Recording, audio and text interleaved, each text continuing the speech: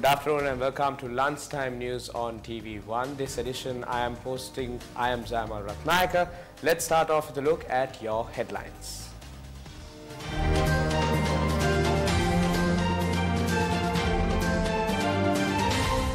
Gunman opened fire at a mosque in New Zealand. Death toll rises to 40. Third day of the committee stage budget debate in Parliament. Blessings of the Chief Prelates for the President's fight against drugs.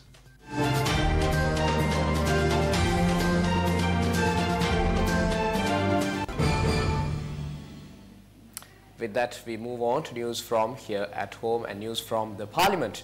Today is the third day of the committee stage debate of the 2019 budget. The budget overhead of the Education Ministry is being debated today. With the protest carried out by the university lecturers, there was a widespread opinion in the country that 6% of GDP will be allocated for education. Leave aside the 6%. During Mahinda Rajapaksa's time, this was being cut and this was brought down to about 1.7%. At least have the money that you allocate. If you do not allocate money, this is a grave sin that you carry out against the children of this country. Media reported 29 million rupees was spent just to print your photograph in 4 colors. Million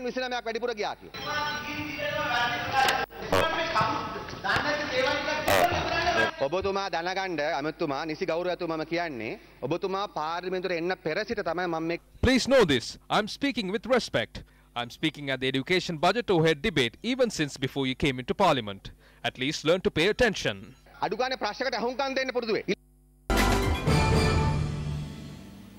Now, it should also be mentioned that since the expenditure budget overheads are still being debated in Parliament, we will have a comprehensive report on the education budget overhead debate on our prime-time news bulletin at 9 tonight. Moving on to more local news, Inspector General of Police called on the Chief Prelates of the Malwatu and Askiri chapters yesterday. The IGP invited the Chief Prelates for the annual almsgiving carried out to bestow blessings on the police department. The IGP called on the Chief Prelate of the Malwatu chapter, Most Venerable Tibbatuave Sri Sumangala Theru. Then the IGP called on the Chief Prelate of the Askiri chapter, Most Venerable Warakagoda Gunaratna Theru, and obtained blessings. IGP Jayasundara also called on the Anunayaka of the Malwatu chapter, Most Venerable Tibulkumbure Sri Vimala Dharma Theru.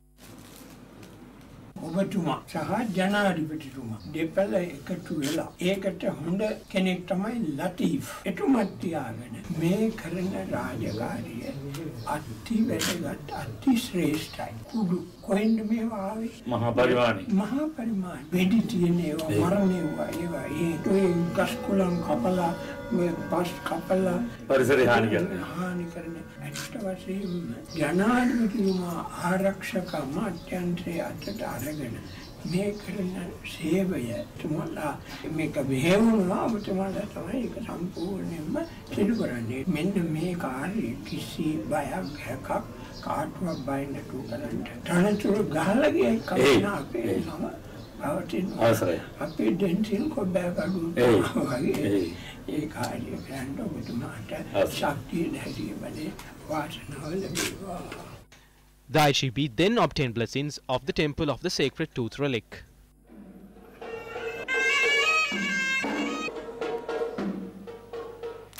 Meanwhile, 4 policemen have been transferred citing service requirements. The police headquarters informed that they were transferred to Mount Lavinia, Piliyandara, Kamburupitiya and Ginigathena.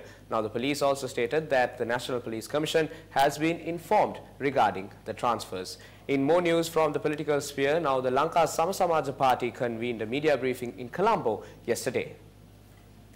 Martu 21 වෙනි Lanka A discussion focusing on Sri Lanka will be held on the 21st of March in Geneva. A committee of 5 members will be representing Sri Lanka at the discussion. The leader of the committee is Foreign Minister Marapana. MP Sarath Tamnugama will be representing the President, and the resolution specifically states that the MPs will fully accept the previous resolution.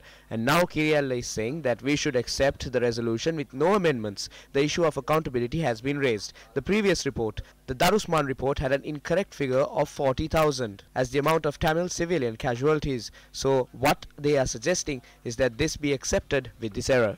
දැනුත් පිළිගන්නයි කියලයි මේගොල්ලන් යෝජනා කරන්නේ. A container transporting wheat seeds has toppled in Galevela along the Damulla-Kurunegala main road. Police said the cause of the accident was speeding. Several nearby shops were also damaged following the accident. The driver of the container sustained severe injuries and currently is receiving treatment at the Damulla Base Hospital. The assistant of the lorry had also sustained injuries. Meanwhile, another accident claimed the life of an individual at the 24th mile post along the Bulletin main road last night. The accident occurred when a tractor transporting tea leaves toppled. The victim was travelling on the tractor at the time of the accident and he is a 52-year-old resident of Deyandara. The remains of the victim currently lies at the Deyandara Government Hospital.